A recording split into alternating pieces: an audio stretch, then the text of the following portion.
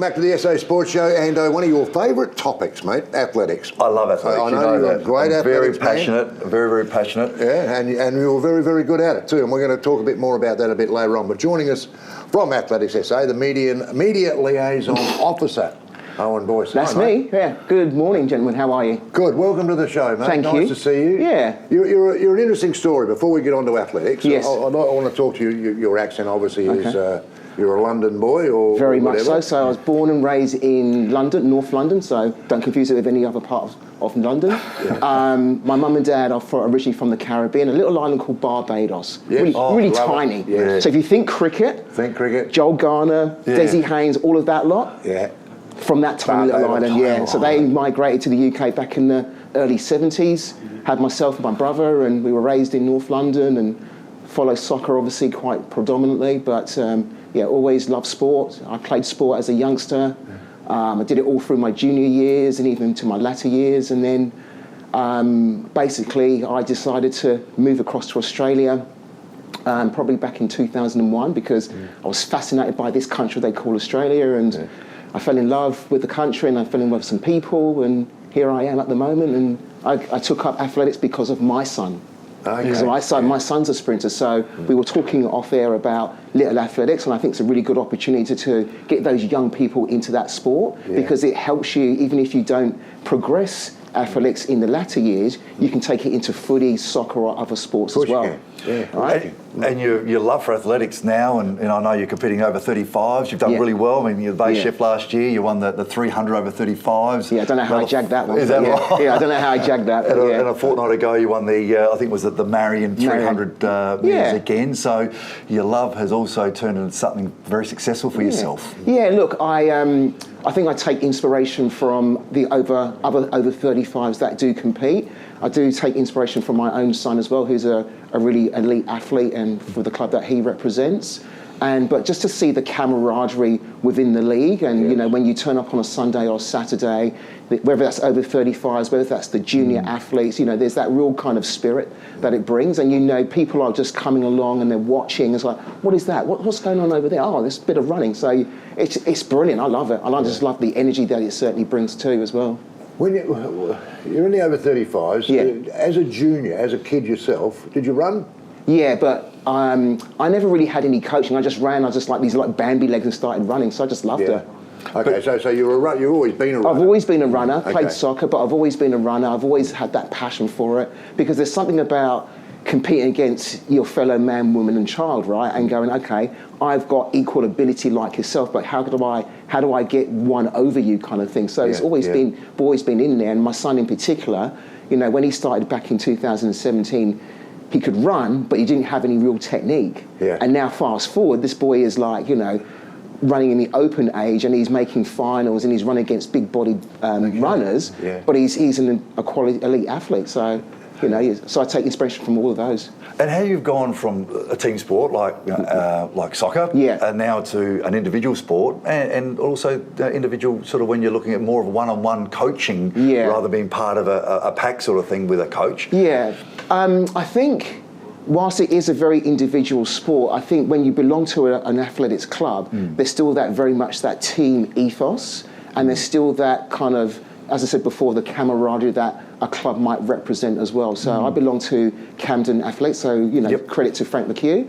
He's a bit of works you hard, but he gets you in good shape and he gets you ready for the season and stuff. So it's a great event too. The Camden Classic is absolutely brilliant. So when it comes to early February, if no one's doing anything, come down there to Camden in February. It'd be absolutely awesome. But, you know, all the clubs are great, and I think, you know, the whole team environment really brings it up as well. And what I noticed last week and the week before was if you are a winner, or even if you come second or third, the club get behind you and support you and support the other athletes on there as well. And you've still got Crystal Brooks to go. Yeah, that's on Saturday. And all the way to, of course, the big one, the Bay Chef. The Bay Sheffield. You can't talk athletics without talking about the Bay Sheffield. So prestigious, isn't it? It really is. Yeah. So now I think we are now in its 137th year. It's the oldest foot race in the state. Wow. And last year, when it was back at the spiritual home of Collie Reserve, the two winners were Jesse Andrew, who was a interstate runner, run really beautifully throughout the whole 2 days. And then Michael Moshko, who's not even 18 yet, and he won. Wow. And he was phenomenal. He's such a beautiful, graceful runner. You know, that was so sensational.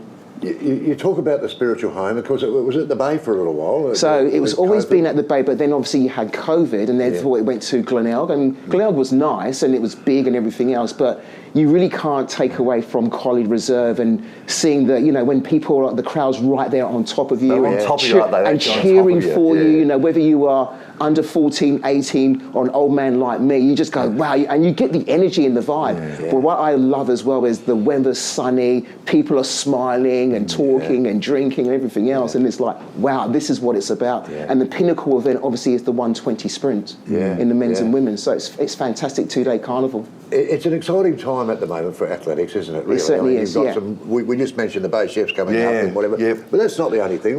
We take it to the country. You mentioned Crystal Brook. So Crystal Brook, you've got, so in November, end of November, you've got Mount Gambier, which has been running for a few years.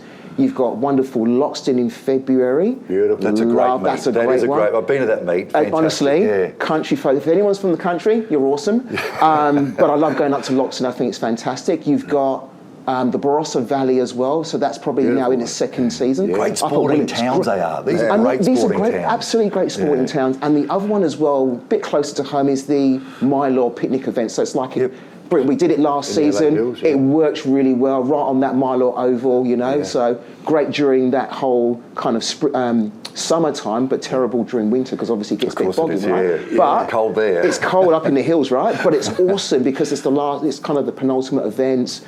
People come out and have a picnic and enjoy the festivities. I love it. When you're doing your program, when you're setting up a program for the season, which started last Saturday, have you got other places that are actually bidding or trying to get an event? Have you got other country towns? Not really. We've got tried and tested, but we're always looking for different venues and where we try and fit it into the South Australian calendar. But bearing in mind, we try and tee it up as early as possible and not to clash with our interstate people in Victoria, because the Victorian meets are good as well, and that's also a lead up to their big carnival, which is the Stall Gift. And if you haven't done Stall Gift, you have to do it. And I did it last year again. But you know, so it's trying to tee those kind of times up and dates as well, so it doesn't clash too much with that, but also it doesn't clash with Athletics SA, because obviously running on track, so you want to try and find the dates that needs to be the balance in that space as well. They're working for athletics. Your handicap, how's that going? My personal one? Your personal one. My personal one?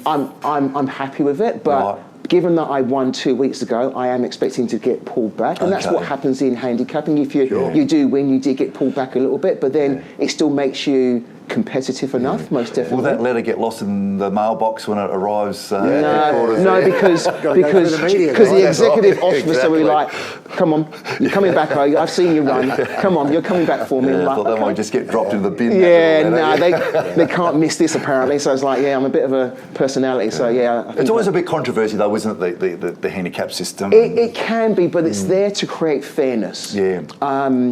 And to be competitive when you get to that, to the end of the line as well. That's why they do those handicapping. What I love within the South Australian Athletics League as well is that it's about promoting equity and equality. Right. So whether that's a young person, mum and dad, it's like come out and do it and have some fun with it as well. And last season and now bringing to this season, we also introduced para-athletes runs as well. So we had one last week. So we had about 4 runners in the paras as well. So again, trying to show a bit of more equity and equality within the sport and that awareness.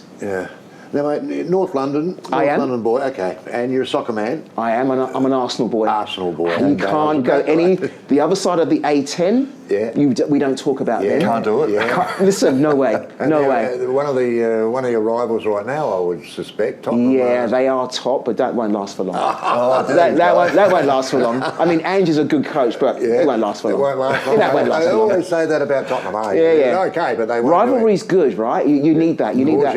You need it. Look at AFL, so certainly, and athletics is no different. All right, mate, quick one. What's coming up? What's your next event? So Crystal Brook this Saturday.